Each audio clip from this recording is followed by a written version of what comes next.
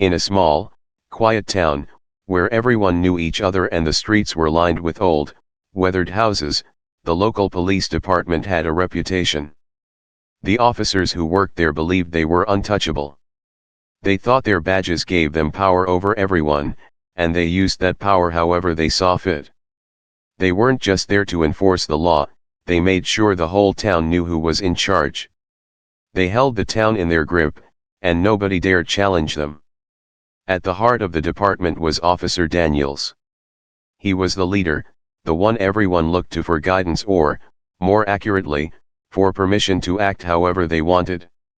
Officer Daniels had grown up in the town and had been part of the police department for as long as anyone could remember. His father had been a cop too, and his grandfather before him. The badge had been passed down through the generations, and Officer Daniels wore it like a crown. He was proud of it, and he believed it made him special. He wasn't alone in his belief. Officer Bennett was his right-hand man, always ready to back him up no matter what. Bennett had a short fuse and a fiery temper, and he enjoyed throwing his weight around. He was quick to lash out at anyone who disagreed with him or showed him disrespect. The badge, to him, wasn't just a symbol of authority, it was a weapon he used to make others fear him. Then there was Officer Clark. He was a bit quieter than the others, more thoughtful, but no less arrogant. Clark had learned to play the game, to go along with whatever Daniels and Bennett wanted, even if it meant turning a blind eye to things he didn't agree with. But deep down, Clark knew that things weren't right. He just didn't want to rock the boat. The people of the town knew what was going on.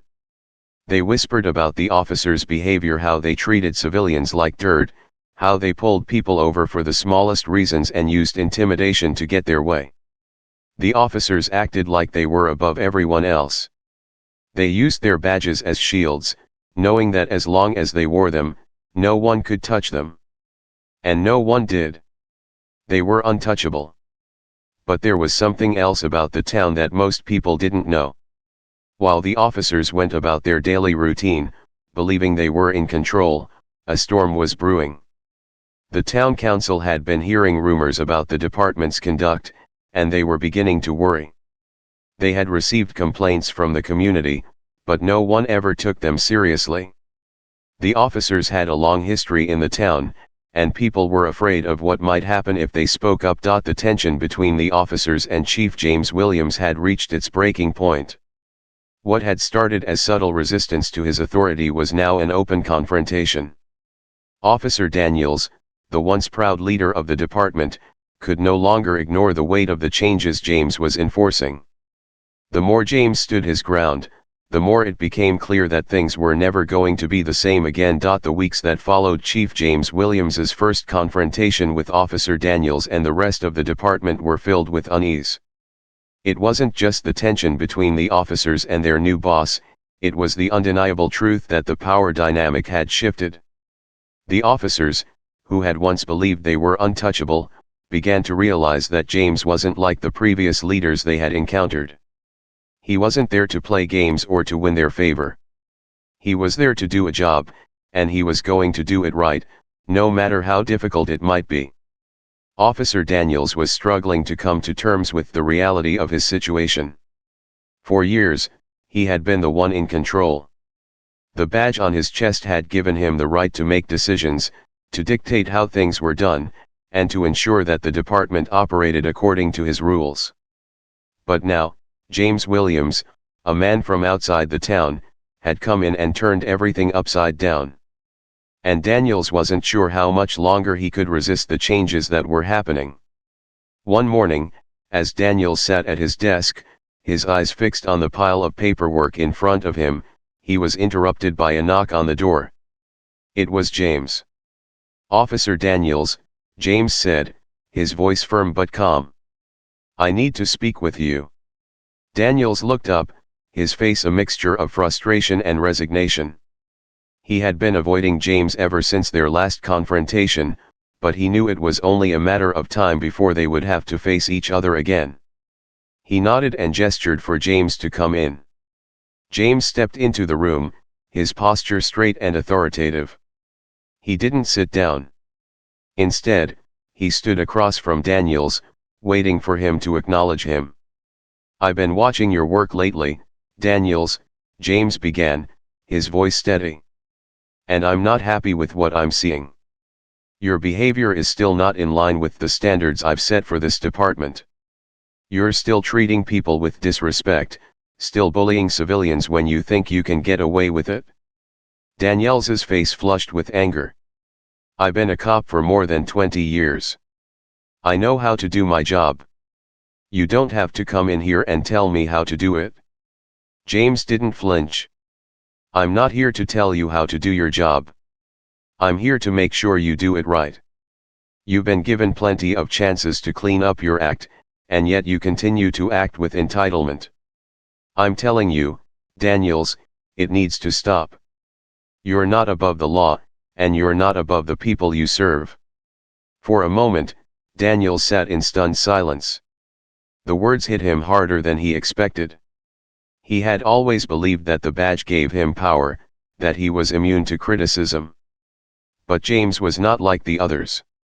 He wasn't intimidated by Daniels's position or his reputation. He was simply doing his job, holding him accountable. "I'm giving you one more chance," James continued. "If you can't follow the rules, if you can't change, then I will have no choice but to take further action." Daniel stared at James, his mind racing. He had always been able to get away with his behavior. He had always relied on the protection of his badge, the unspoken understanding that the officers were untouchable. But now, he was faced with a man who wasn't afraid to stand up to him. It was a sobering realization. "Do you understand?" James asked, his voice unwavering. Daniels nodded reluctantly, his jaw clenched. "I understand." James didn't say anything else. He simply turned and walked out of the room, leaving Daniels alone with his thoughts. As the days went by, the pressure on Daniels and the other officers grew.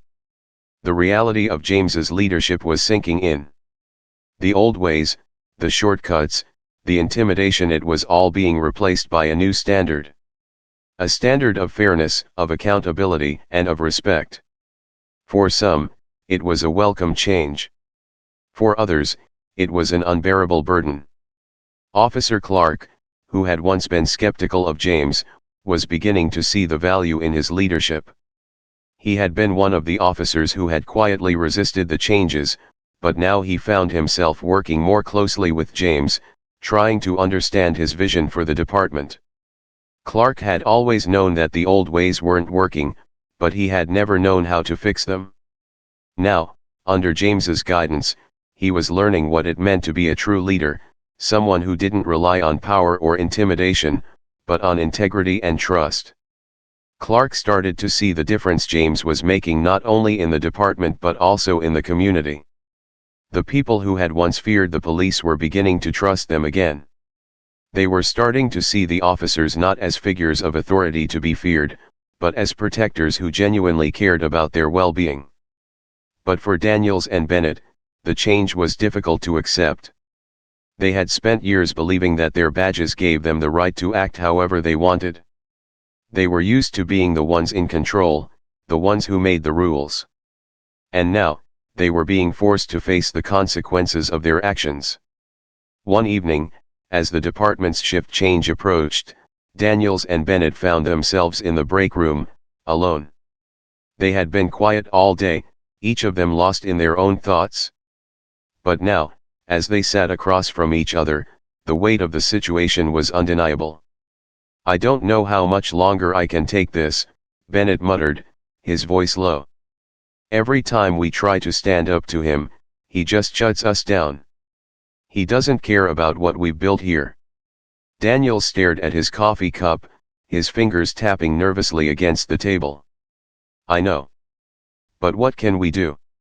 He's not going anywhere. He's not afraid of us." Bennett leaned forward, his face twisted with frustration. "We can't let him take over everything. We can't let him destroy everything we've worked for." Daniels remained silent for a long time. Deep down, he knew that James was right. The department had needed change for years, and James was the one who had the courage to bring it. But he wasn't ready to admit that yet. He wasn't ready to let go of the power he had held for so long. As the weeks passed, Daniels and Bennett were forced to make a choice: adapt or be left behind. They could no longer rely on their badges to protect them. They could no longer act with impunity. James had made it clear that the department would no longer tolerate misconduct, no matter who was responsible. In the end, it was clear that the department had been irrevocably changed. The officers who resisted James's leadership were slowly phased out or reassigned, while those who embraced his vision began to thrive. James's approach had proven effective. He had brought the department back into the fold of the community, and under his leadership, it became stronger than ever. Daniels and Bennett, though reluctant, eventually came to realize that the world they had once known was gone. They could either join the new way of doing things, or they could find themselves on the outside, looking in. And as the days went by, they saw that the only way forward was to embrace the change, to accept that their badges no longer made them untouchable. It all came to a head one afternoon during a routine traffic stop. A local resident, a young man who had been pulled over for a minor violation, found himself at the mercy of Officer Daniels, who had always enjoyed his position of power in such situations. The young man was nervous, knowing that Daniels had a reputation for being harsh and unforgiving. But this time, things were different. James had made it clear that the officers were to be professional, fair, and just in their dealings with the community. He had implemented new protocols for handling traffic stops, ensuring that there was no room for bullying or intimidation. Daniels, however, was not ready to give up the power he had wielded for so long. When the young man protested, Daniels's patience wore thin. "You don't get to question me, kid," he snapped, his voice sharp with irritation. "I'm the one with the badge here." The young man's face turned pale, and he took a step back. "I just want to know what I'm being pulled over for, sir. I don't mean any trouble." Daniel sneered, his eyes narrowing. He was about to escalate the situation when something unexpected happened. From the corner of his eye, he saw James Williams approaching, walking calmly toward them. James wasn't rushing or shouting, he simply observed the scene, his presence alone stopping the confrontation from spiraling out of control. "Is there a problem here, Officer Daniels?" James asked, his voice steady and calm, but his eyes firm with authority. Daniels froze, caught off guard. He had been in control of these situations for years, but now he felt like the ground had shifted beneath him. "No, Chief," he said quickly, trying to salvage some of his authority. "Just a routine stop.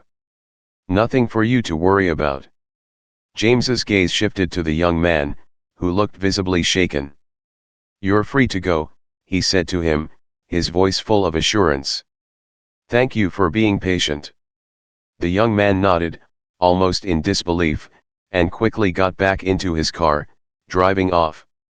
Daniels was left standing there, his heart pounding. He had been caught in the act of bullying someone, something that was no longer acceptable under James's watch. The weight of that realization hit him hard. James had made it clear that the department was not going to stand for this kind of behavior anymore. But the confrontation wasn't over yet. "Officer Daniels," James said quietly, his tone cold but measured. "Can I speak with you for a moment?" Daniels nodded stiffly, already feeling the familiar sting of humiliation. He followed James to the side, away from the others. The air between them was thick with tension. "I don't tolerate intimidation in this department," James began, his eyes locking onto Daniels's. "If you can't follow the new policies and treat people with respect, then I'll have no choice but to take further action. This is a warning." Daniels opened his mouth to protest, but James held up his hand. "I've seen enough. You've had plenty of chances to do the right thing. I'm not asking you to change who you are, but I expect you to act with integrity. No more exceptions. No more favoritism. Understood. For a moment, Daniel stood there in stunned silence. He had always believed that his badge gave him the right to do whatever he wanted. But now, standing face to face with James, he realized that his sense of entitlement had no place in this new department. James wasn't afraid of him. He wasn't afraid of anyone. And that was what made him so dangerous in Daniel's eyes. "I understand, Chief," Daniels muttered, his voice barely above a whisper. But inside, he was seething. This was not how things were supposed to go. He had been in charge for so long, and now a man he barely knew was telling him how to do his job. James didn't respond. He simply turned and walked away, leaving Daniel standing there with his thoughts. The tension in the department continued to build. Officer Bennett, who had always been Daniel's closest ally, was also starting to feel the pressure. He had been vocal about his displeasure with James's leadership, but it seemed that every time he tried to challenge the new chief, James would shut him down. Bennett couldn't understand why James wasn't backing down. No matter how much he argued or tried to push his way through, James's calm, unwavering demeanor left him feeling defeated. One morning, during another department-wide meeting, the situation escalated. James addressed the officers with his usual level of professionalism. "We've been making great strides in rebuilding the department," he began. "But there's still a long way to go. I need each of you to hold yourselves to a higher standard. I'm not here to make friends, but I am here to ensure that we are serving the community with honor and respect." Bennett, who had been growing increasingly frustrated with James's leadership, stood up abruptly. "What do you want from us, Chief?" he snapped. "We've been doing this job for years. We don't need someone from the city coming in here and telling us how to do things. This is our town." James's gaze hardened.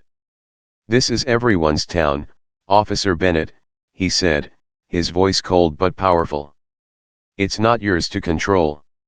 It's not mine to control. Our job is to serve the people, and that means treating them with respect, not intimidation." The room fell silent. The officers exchanged nervous glances, unsure of how to respond. The days of doing whatever they wanted were over, and they didn't know how to cope with the reality of it. For years, they had operated as a team, making their own rules, enjoying the benefits of unchecked power.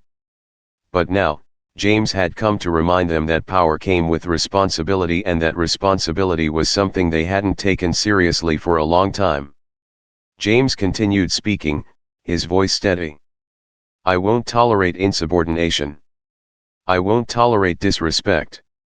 If you can't work together as a team, then you don't belong here. But if you're willing to change, then I'll be right beside you every step of the way." His words hung in the air, leaving the officers to process the gravity of the situation. They knew things were different now, and they had to decide whether they were going to adapt or be left behind. In the days that followed, the officers began to realize that they couldn't keep fighting James. The more they resisted, the more isolated they became. Slowly but surely, some of the officers began to accept the changes. Officer Clark, who had initially been on the fence, began to see the wisdom in James's leadership. He started working more closely with him, seeing that James wasn't just about enforcing rules, he was about making the department better for everyone. But for Daniels and Bennett, the changes were harder to swallow. They couldn't accept the fact that James had come in and taken control so easily. They had always been the ones in charge, the ones who made the decisions. And now, they were being forced to play by someone else's rules. The question lingered in their minds: could they change, or would they continue to fight against a force that was stronger than they ever imagined? The announcement of James Williams as the new chief had sent shockwaves through the department. The tension in the department grew thicker with each passing day. The officers who had once ruled the small town with their arrogance and sense of entitlement now found themselves struggling to adjust to James Williams's leadership. He wasn't backing down, and he wasn't afraid to hold them accountable for their actions. Every little mistake, every instance of misconduct, was met with a stern warning or a reprimand. And the officers didn't know how to handle it. Officer Daniels, who had always been the one in charge, was growing increasingly frustrated. He had never been questioned before. His badge had always been enough to command respect, to make people listen. But now, it seemed like James Williams didn't care about his badge, or his legacy, or his reputation. James was more concerned with doing the job right, with making sure the officers followed the law and treated the community with respect. One afternoon, Daniels found himself sitting alone in his office, staring at the stack of paperwork in front of him. He couldn't concentrate. His mind kept racing back to the previous week when James had caught him off guard. It was a simple mistake, a minor violation of procedure during an arrest, but James had called him out on it in front of the entire department. "That's not how we handle things here," James had said, his voice calm but firm. "We do things by the book, or we don't do them at all." Daniels had tried to brush it off, but deep down, he knew James was right. The department had gotten lax over the years, allowing small mistakes to slip through the cracks. And now, James was demanding accountability. Daniels wasn't used to being held accountable. He had always been the one in charge, the one who made the rules, not the one who had to follow them. Bennett, always eager to complain, had been the first to voice his dissatisfaction with the new chief. "This is getting out of hand," Bennett had muttered during one of their break room discussions. "We've never had to answer to anyone before. Now we're stuck with this guy, and he's acting like we're the ones who need to change. We've been doing things this way for years, and it's worked fine." "I know," Daniels had replied, his tone dark. "But James isn't going to back down. We need to do something before he takes control of everything. If he keeps pushing us like this, he's going to run this department into the ground." But no matter how much they complained, no matter how much they resisted, James refused to budge. He wasn't just talking the talk, he was walking the walk. He had started visiting crime scenes, taking part in community outreach, and making sure that the officers were doing their jobs to the best of their abilities. He even made surprise visits to patrol officers on duty, asking them about the cases they were working on and offering suggestions for improvement. For some of the officers, it was a wake-up call. Officer Clark, for example, began to realize that James's leadership was exactly what the department needed. He had always been skeptical of the changes at first, unsure of what James was trying to achieve. But as he saw James's dedication and professionalism, he started to see the bigger picture. The department had been run by outdated practices for far too long. It needed fresh eyes, someone who wasn't afraid to step in and make changes. But for officers like Daniels and Bennett, the situation was getting worse by the day. They had always operated above the law, confident that their badges would protect them. But now, it seemed like James was dismantling the very foundation of their authority. Daniels started to feel like a stranger in his own department. He no longer felt like the leader, he felt like an outsider. His every decision was being scrutinized, his every move challenged. And the more he tried to fight back, the more it seemed like James was winning. It all came to a head during a routine meeting. James had called all the officers together to discuss a new initiative, community policing. He wanted to improve relationships between the police and the town's residents, to show them that the department was there to serve, not to control. The officers were skeptical. They were used to enforcing the law from a distance, with little regard for how their actions affected the community. James stood at the front of the room, his arms crossed, as he addressed the officers. "The people we serve deserve better than what they've been getting. They deserve respect, honesty, and accountability. It's time we change the way we approach our work. No more favoritism, no more cutting corners. We're going to rebuild the trust that's been broken." Daniels couldn't take it anymore. He stood up, slamming his hands on the table. "This is ridiculous," he shouted. "You don't understand how things work around here. We've been keeping the peace just fine without all this nonsense. What's next? You going to tell us how to make arrests too?" The room fell silent. James's eyes narrowed as he looked at Daniels, but he didn't raise his voice. "If we're not doing it by the book, then yes," he said calmly. "I'll make sure we do it right." Bennett, always ready to back up his partner, stood up next to Daniels. "You're not fit to run this department," he said, his voice full of defiance. "We've been doing this job for years, and now you're telling us everything we've done is wrong." James didn't flinch.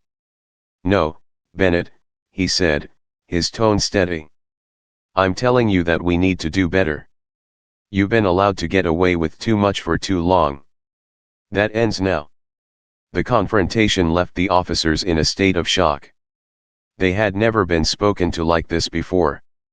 They were used to having the upper hand, used to bullying their way through situations. But now, James was calling their bluff. He was showing them that their badges didn't mean everything. In fact, they didn't mean anything if they weren't using them to serve the community and uphold the law.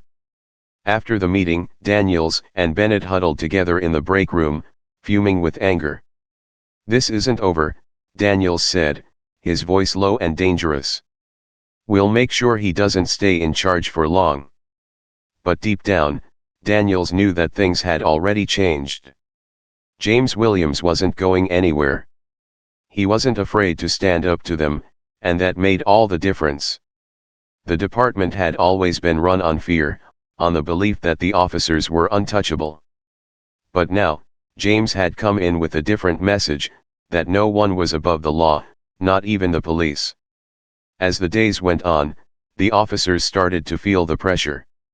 James didn't back down, and they couldn't seem to shake him. The power that they had once taken for granted was slipping away, and they didn't know how to stop it. Ours had expected a local candidate, someone who would fit into the long-standing traditions of the department. But this was different. James Williams was not only from out of town, but he was also black, and that fact made the officers uneasy. Officer Daniels couldn't stop thinking about it. He paced back and forth in the break room, muttering to himself. "This isn't right. Who does he think he is, coming in here and changing everything?" His face was tight with anger as he tried to come to terms with the reality of what was happening. It didn't sit well with him that a man who didn't belong to the town, who wasn't like them, was about to take over the department. Bennett, sitting at the table with a cup of coffee, nodded in agreement. "He won't last. We've been doing things our way for too long. There's no way he's going to come in here and change everything. He'll be gone in a month, tops." The two of them laughed bitterly, but Officer Clark, sitting in the corner, didn't join in. He was quiet, thoughtful, but the tension in the room was palpable. He couldn't shake the feeling that this wasn't going to end the way they all thought it would. He knew that change was coming, but he didn't know if it would be for the better. James Williams's reputation preceded him. He had been the chief of a large city police department, known for his no-nonsense approach to law enforcement and his focus on accountability and fairness. He had cleaned up corrupt departments before, and he had a record that was hard to argue with. Still, the officers in the small town didn't see that as a positive. To them, it was just another sign that someone from outside was coming in to take their jobs and their power away. When James arrived on his first day, the officers weren't sure what to expect. They had heard rumors about his strict approach, his reputation for holding officers accountable for their actions, and his belief in serving the community with integrity. But they didn't believe it. They thought they could easily push him around. After all, he was an outsider. He didn't know the town, didn't understand the way things had always been done. James's first impression was calm but firm. He walked into the department that morning with a quiet confidence that made the officers uncomfortable. He wasn't trying to be flashy or draw attention to himself. He simply stood tall, walked up to the front desk, and introduced himself to the officers who were already there. His voice was steady, and his eyes were sharp. He was the picture of professionalism. "I'm Chief James Williams," he said, his tone unyielding. "I'm here to do a job, and that job is to make this department the best it can be. There will be changes, but those changes are necessary.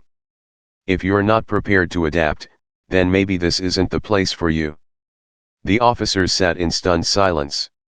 Daniels and Bennett exchanged uncomfortable glances, but neither of them dared to speak up. Officer Clark, however, had a growing sense of unease. He had seen this kind of leadership before, and it was different from what they were used to. James wasn't here to be liked or accepted. He was here to do what was right. Over the next few days, the officers began to feel the pressure. James wasted no time making changes. He walked through the department with a sense of purpose, inspecting everything from the records to the equipment. He asked questions that made the officers uncomfortable. He wanted to know why certain practices had been in place for so long, why the department had allowed things to slip through the cracks. He didn't let anyone off the hook. Every answer he received was met with more questions, more demands for accountability. Officer Daniels was furious. He had never been questioned like this before. He had always been the one giving the orders, not receiving them. He tried to brush off James's questions, but the new chief wasn't having it. When James asked about a recent case where the officers had failed to properly follow procedure, Daniels tried to deflect. "We're short on resources," Daniels said with a dismissive shrug. "We do the best we can." James didn't accept that excuse. "That's not good enough," he said firmly. "If you can't do your job properly, then you're not fit for it. I expect more from everyone here." Bennett, always eager to jump into a confrontation, decided to challenge James directly. One morning, as James was finishing a briefing, Bennett stood up and interrupted him. "You don't know anything about how this department runs," Bennett snapped. "We've been doing things our way for years, and it's worked just fine. You think you can just come in here and start making changes? You don't have the experience to understand how things work here." James turned slowly to face him, his expression calm but intense. "I don't need to know how things were done in the past," he said. "I'm here to fix what's broken. You're the ones who are failing this department, and it's time for a change." The tension in the room was palpable. Bennett tried to push back, but James didn't back down. He stood his ground, his voice steady and unwavering. The officers in the room began to realize that James wasn't like anyone they had ever worked with before. He wasn't intimidated by their arrogance or their history in the town. He was there to do a job, and he was going to do it no matter how uncomfortable it made everyone. As the days went on, the officers began to see that James wasn't just some figurehead who would eventually leave. He wasn't afraid of making enemies, and he wasn't afraid to take on the powerful figures in the department. He started to implement new training programs, focusing on community outreach and better policing practices. He demanded that all officers undergo regular evaluations to ensure they were meeting the department's standards. But the officers weren't ready to accept this new way of doing things. They resisted, complaining among themselves about the changes. Officer Daniels, in particular, felt his authority slipping away. He had been the one in charge for so long, and now it seemed like James was calling all the shots. He wasn't about to let a man from out of town come in and take everything he had worked for. "I won't let him destroy what we've built here," Daniels muttered to Bennett one evening after work. "We need to find a way to get rid of him before it's too late." Bennett didn't argue. "You're right. We can't let him push us around. But we need to be careful. He's got the backing of the town council, and if we make too much noise, they'll just side with him." Clark, overhearing their conversation, couldn't shake the feeling that things were about to get much worse. He had seen how James handled things, and there was no doubt in his mind that the new chief was a man of integrity. But there was also no doubt that the officers were not going to let him change anything without a fight. And that fight was just beginning. Still, change was coming. One evening, the mayor called a meeting with the town council. The topic of the meeting was a sensitive one: the police department. There had been too many whispers, too many reports from people who had been treated unfairly, and the council knew something needed to be done. They discussed it for hours, trying to find a solution that would address the issues without causing too much disruption. Finally, they came to a decision. They would hire a new chief of police. Someone with experience, someone who would bring order back to the department. But there was one catch: this new chief would not be from the town.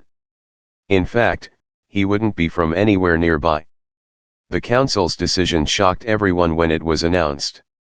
A black man, James Williams, had been appointed as the new chief of police. James had served in a larger city, and his record was spotless.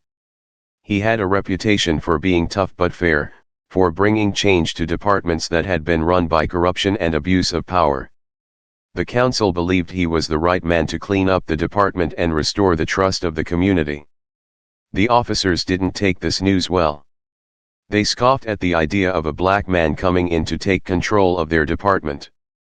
Officer Daniels, especially, couldn't believe it. He had been the leader for so long, and he couldn't imagine anyone else taking his place. The idea of James Williams, someone from outside the town, someone different from them, becoming their boss seemed ridiculous. What does he know about this town? Daniels muttered to Bennett as they sat in the break room. He's just some guy from the city.